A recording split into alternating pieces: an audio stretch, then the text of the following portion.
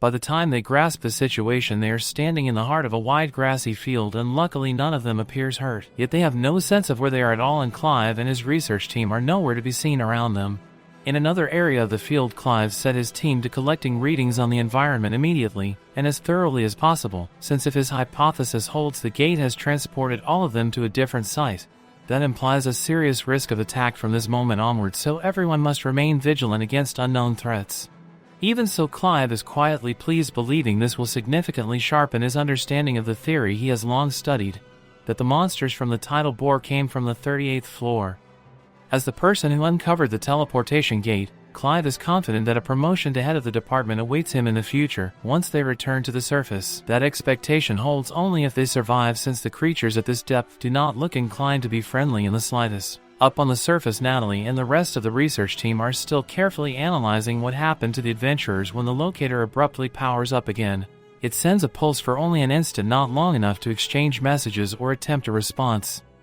From the brief data burst, it appears the expedition team has somehow landed on the 40th floor of the dungeon against all expectations. That result makes no sense, since by all accounts a moment earlier they were on the 10th floor. At that moment, a man named Christopher steps into the tent and introduces himself as a researcher from the College of Magic, who has joined this investigation in person to assist. Christopher recognizes that he and Natalie's team are nominal competitors, but Christopher says he must learn whether anything unusual has occurred in the dungeon, and Christopher asks them, despite that, to share whatever they know if possible. Natalie and the others hesitate to disclose sensitive information, so Christopher explains that not long ago he was entering the dungeon with the adventurers assigned to the second research expedition. Yet as Christopher reached the gate, everyone ahead of him disappeared in an instant, which is why he is determined to learn what became of them. Christopher's message finally confirms what everyone feared. The group of adventurers trapped in the depths of the dungeon didn't vanish by accident. They vanished through some teleportation, which explains why they were suddenly stranded on the 40th level. But that doesn't exactly make things any less terrifying. Up until now, the deepest any explorer has gone was the 38th floor, and even that was considered nearly suicidal for most B-class squads. Expecting C and D rank teams to survive past that is a death sentence. Thankfully, Abel's team was among the first dispatched in the initial wave. That gives them a fighting chance and hopefully enough strength to keep the others safe, for a while at least. However, if a plan to get them out doesn't come together soon, things are going to get worse quickly. When Natalie gets word that Abel's whole squad is stuck down there, she immediately recalls what he warned her about before entering the dungeon. Without hesitating, Natalie runs to the library in hopes of tracking down Rio for backup. At the guild headquarters, trouble's already boiling over. Nina storms into Hugh's office and reports a serious development. The investigative team that was dispatched vanished the moment they entered the site. Christopher is calling for Hugh to come immediately, so they can assess the situation. Hugh jumps from his seat without a second thought and tells Nina he is heading out right away. But before leaving, Hugh orders her to keep everything quiet. The last thing they need is the rest of the adventurers finding out and losing their heads. Meanwhile, deep inside the library, Rio was busy navigating the shelves, but he was honestly not making much progress.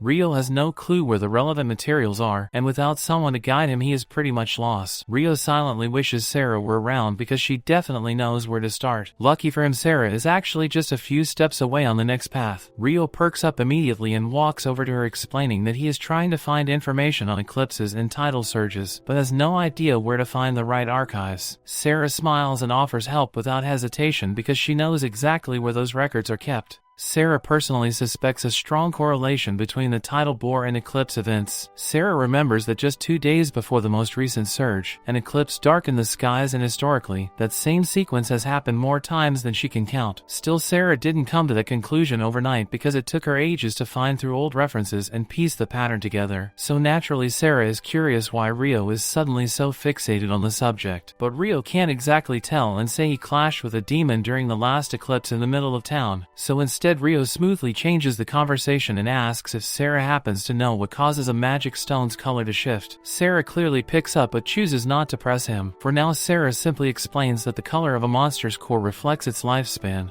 The longer it's lived, the darker the hue. Then Rio had already learned that somewhere along the way, which only deepened his fascination with the tidal bore. According to the documentation, all the monsters that emerged during the event left behind completely transparent stones. Most believe the creatures surged upward from the lower dungeon levels, but those clear stones suggest they weren't seasoned beasts. They were freshly born. What shocks most is that even older tidal bore accounts describe the same thing.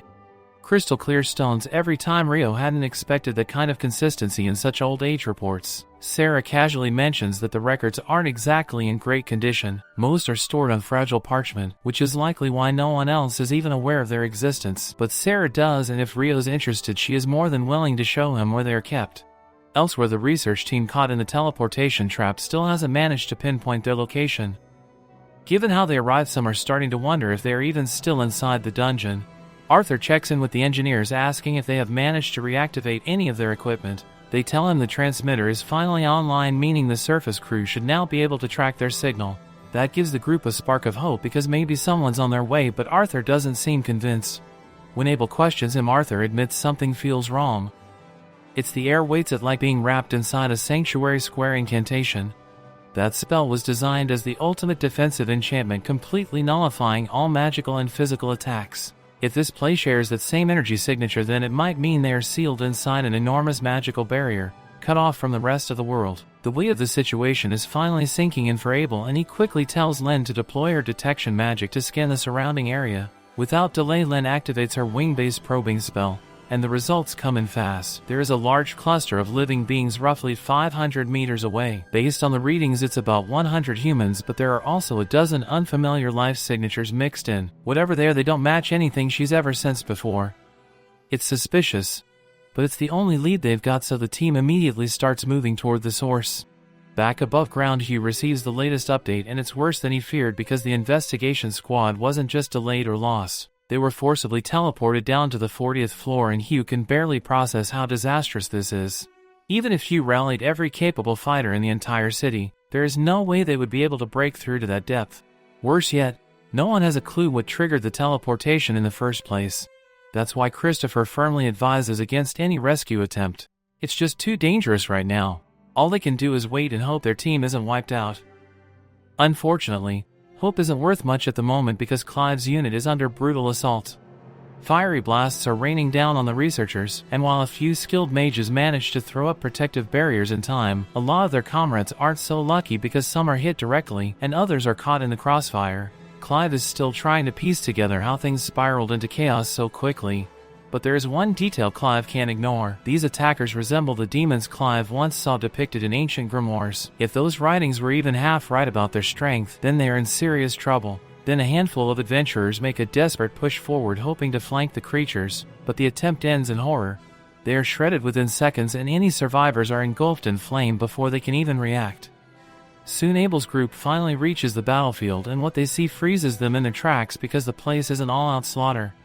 Then Rihaya's eyes lock onto the enemy forces, and she instantly identifies them for what they are: demons. Rihaya doesn't hesitate to speak up, warning the others that demons are not mere monsters. According to ancient texts, these beings are the sworn foes of deities and celestial beings alike. If that text is true, then bringing one down will be anything but easy. Everyone is asking themselves why demons of all things would appear in this kind of place, but Arthur quickly shuts down the speculation. There is no time for questions, as their priority right now is to pull Clive's squad out alive.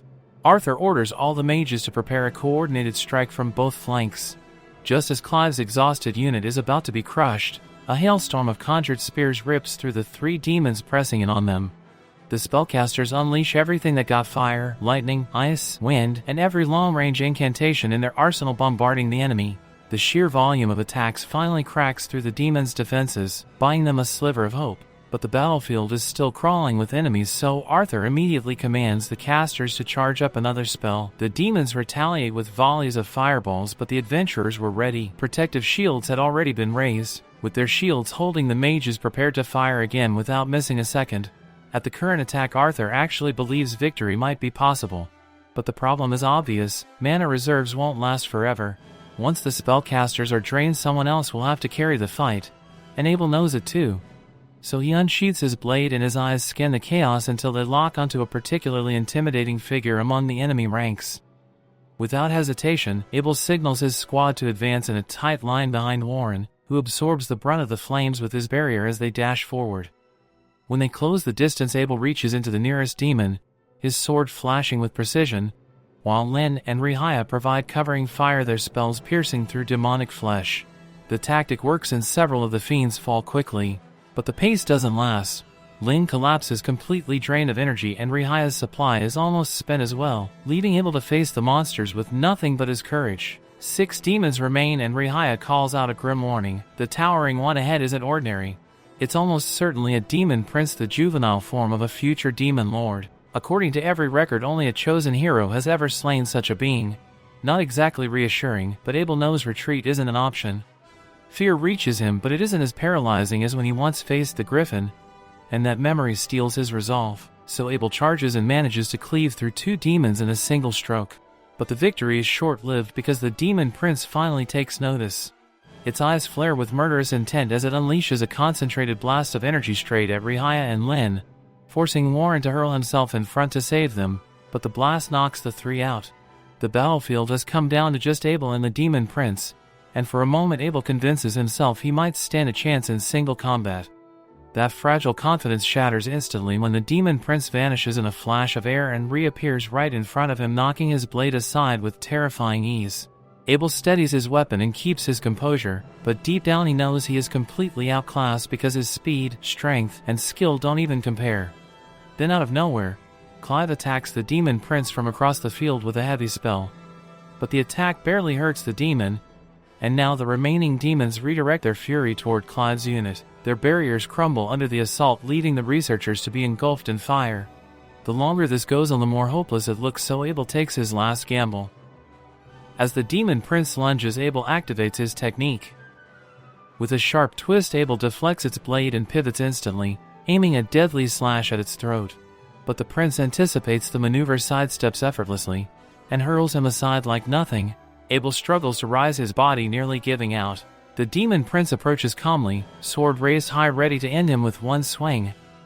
At that exact instant, Abel hears the distinct sound of a single droplet of water, and then Rio smashes through the ceiling above, and Abel can hardly believe his eyes. For a moment Abel thinks he must be hallucinating because of all people, Rio showing up here feels impossible.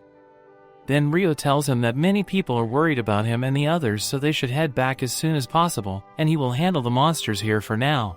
Abel immediately tries to warn him, insisting that this isn't just any monster but a demon prince. However, Rio doesn't seem fazed at all. In fact, Rio laughs, thinking Abel must be exaggerating. After all, Rio has already fought a true demon before, and this thing doesn't feel nearly as terrifying.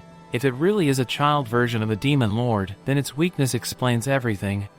As Rio strides forward, the demons that remain attempt to incinerate him with a barrage of fire, but Rio answers with a wave of icy lances that cut through their flames, and before they even know what's happening, he uses a water jet cutter from behind them to decapitate them all. The demon prince freezes as it watches the decapitated remains of its subordinates crash at its feet. Rage boils in its eyes, and it knows now that Rio won't be anything like the easy prey before. Tightening its grip, the prince raises its weapon and prepares to fight for real.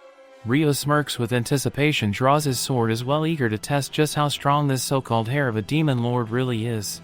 So now what will happen next? Subscribe to our channel to find out what will happen next. Friends, before we wrap up, we've recently launched a membership program where you can enjoy perks like early access to videos and exclusive content just for members, and many more to enhance your interactions. If you're interested, consider joining our membership. To enjoy these benefits, check out the link in the description to join. So friends, if you enjoyed our recap video, please like and share it. Don't forget to subscribe to the channel. Thank you for watching.